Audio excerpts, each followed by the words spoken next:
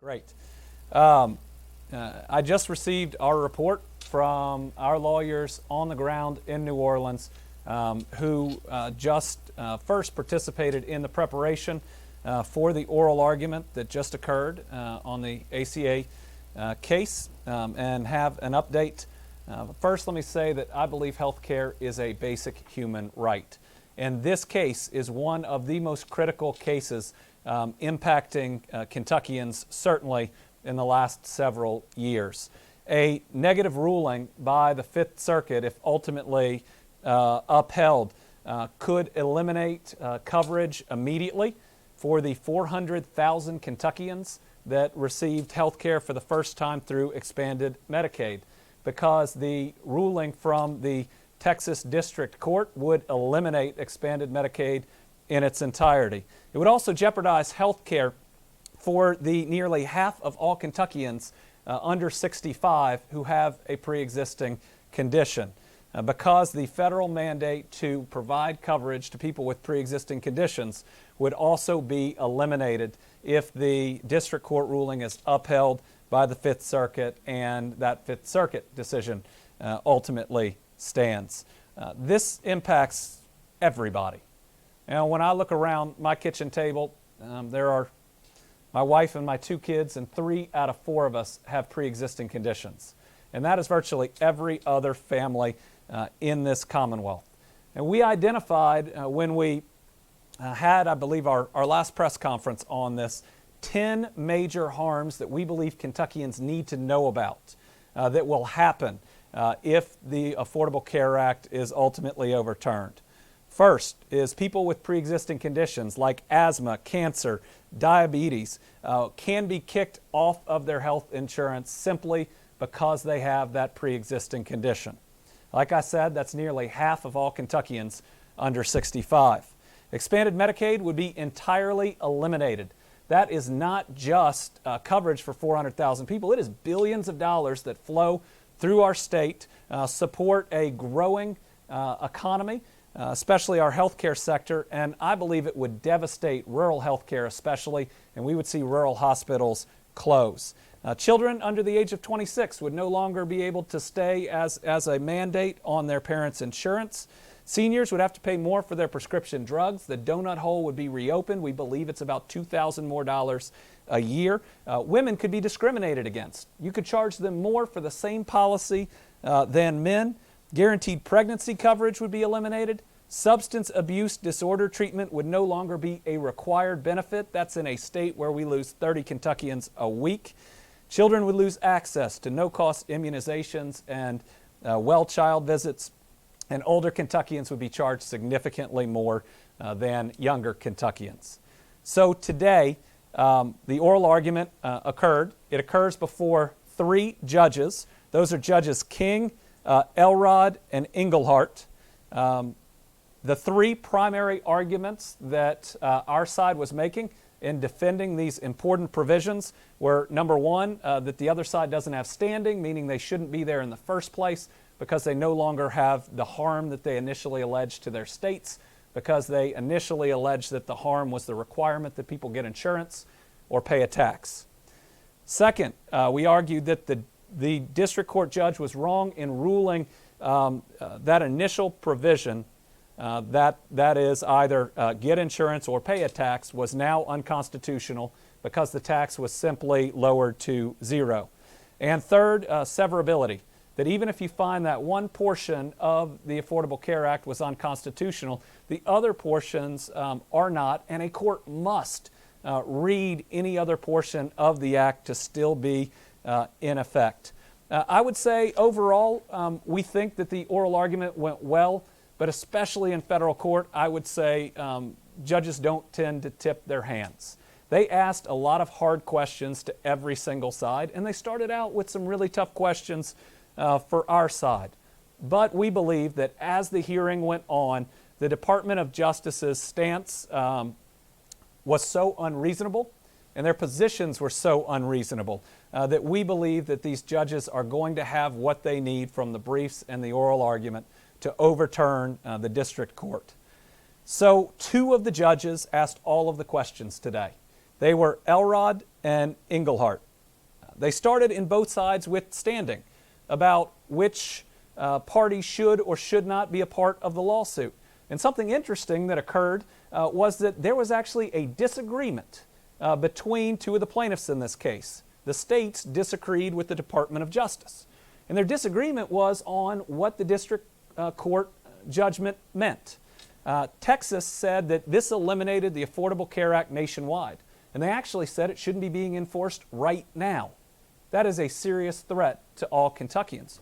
The Department of Justice took the position that that's only true for the states that initially sued.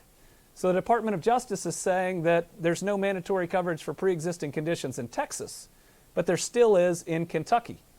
If that is an ultimate ruling and it protects Kentuckians, I think that's something we can live with, but even those that are trying to overturn these provisions don't seem to be able to agree. One thing that became clear is both the court and even the parties have a hard time understanding what the district court judgment meant. That it is written in a way and a lack of clarity, that there were a lot of questions about what the different parties believed was inside of that order. I believe a lot of the questions as we continued were focused on severability, on whether or not when Congress came in and lowered that tax if you didn't have insurance to zero, what impact that had. Certainly the argument on our side was at that time they could have chosen to undo the rest of the Affordable Care Act, and they specifically did not. They just eliminated that penalty, and in fact, they didn't strike it from the law. They just lowered the amount to zero, which means it could be raised at a later time. The other side argued that that showed Congress's intent to eliminate the law altogether. While we feel good about this argument, they did ask tough questions on both sides. One question that was asked was why a severability clause, that's something that can be put into a law, wasn't put originally into the law. And certainly our argument was that's always presumed under the law, especially when a portion is ruled unconstitutional. There were also a number of questions about whether or not a certain ruling by the Fifth Circuit would require the case to be remanded, meaning go back down to the district court, or if it would be entirely decided if they chose one way or the other way. And so we believe that ultimately the positions that were in the briefs show that this decision by the district court was wrong, and we believe it was wrong in its entirety. But even if this court were to say that one provision was unconstitutional, that the rest of the law should remain in effect. Now we're probably going to have to wait weeks and maybe even months because a federal district court acts on its own timetable. But I think it's fair to say we don't believe that in any way this will be the end of the litigation. Should we prevail? And let me say, under all readings of the law, we should prevail. Our expectation is that those on the other side will petition the U.S. Supreme Court to take a look at it. The U.S. Supreme Court gets to choose whether or not it will do that. The Fifth Circuit could also make a ruling that sends a part, if not all, of the case back down to the district court. My commitment is to fight for Kentucky families, is to continue in this battle to ensure that everybody can take their parents or their kids to a doctor, that it's affordable, that mental health is treated just like physical health, and those absolutely critical protections that have given so many Kentuckians a chance and have given rural health care a chance remain in effect. So I'm happy to take any questions. That's the update we have coming immediately out of New Orleans. You talked about the billions of dollars that flow into the state as a result of the Medicaid expansion. There have been no studies quantifying that. It's safe to say there are billions.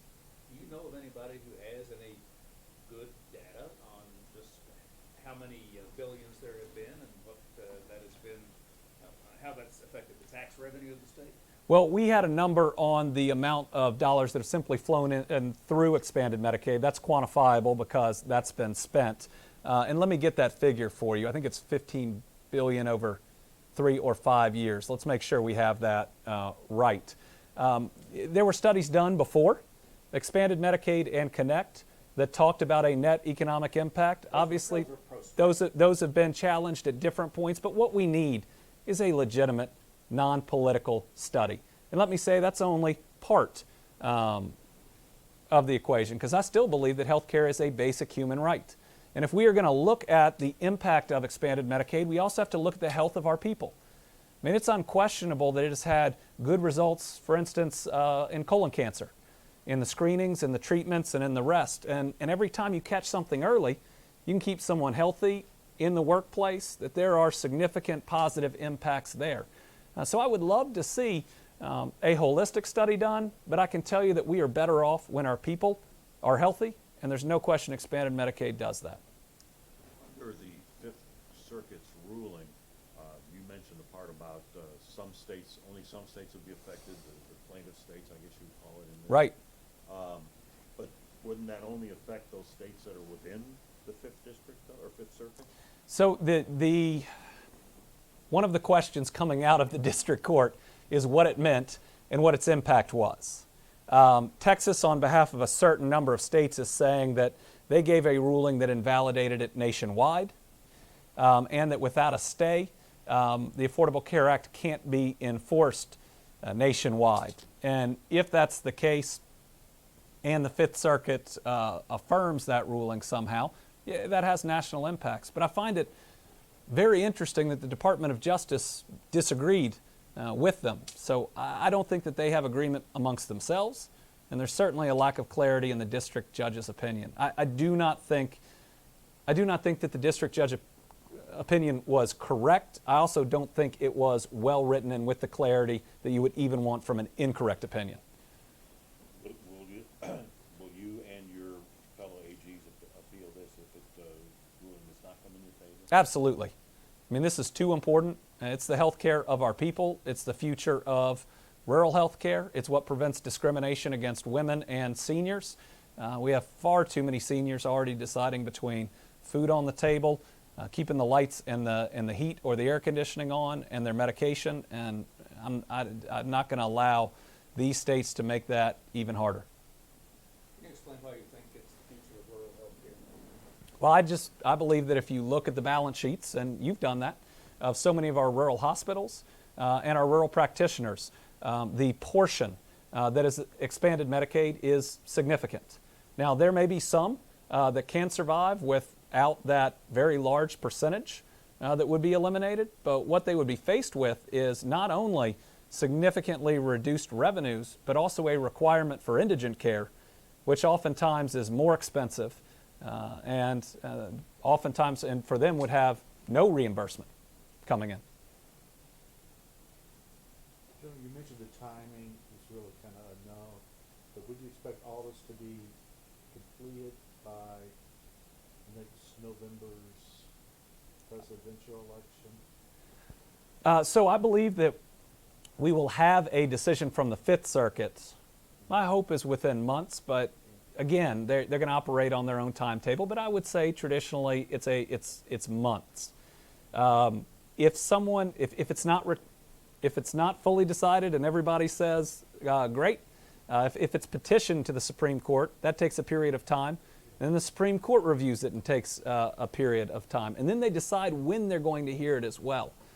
It could certainly be in front of the Supreme Court next year around that time, but it could also be back in district court. Well, the Supreme Court typically ends its term at the end of June. Wouldn't you expect this matter to be decided finally by the end of June next year because of that? Well, I think we would look at what happens with the Fifth Circuit, and obviously if the Fifth Circuit rules in our favor and with finality, and the Supreme Court decides not to take it, then yes, it's done at that period of time until another challenge comes along, if another challenge comes along. If the Supreme Court decides to take it, they can choose when to take it too. I certainly think it's an issue of national importance, and preferably they would take it at that time, because the sooner the better. Because if any court is going to rule all of this unconstitutional, we have to pass laws, certainly here in Kentucky, that protect our people, and I believe that they should pass laws federally that protect our people. Your understanding, the Devlin administration is not involved in this case at all? Not in this case. Amicus or anything like that? No. Okay. That was another one, I guess. That is the associational health plans, where they tried through definitional changes in ERISA to remove the requirements of the ACA from applying to certain types of plans. And what it would mean is those types of plans, which thousands of Kentuckians have, wouldn't have to cover prescription drugs, wouldn't have to cover lab work, wouldn't have to cover basically everything that you buy insurance for. It'd be worthless. Anything else on this? All right. Thank you all very much.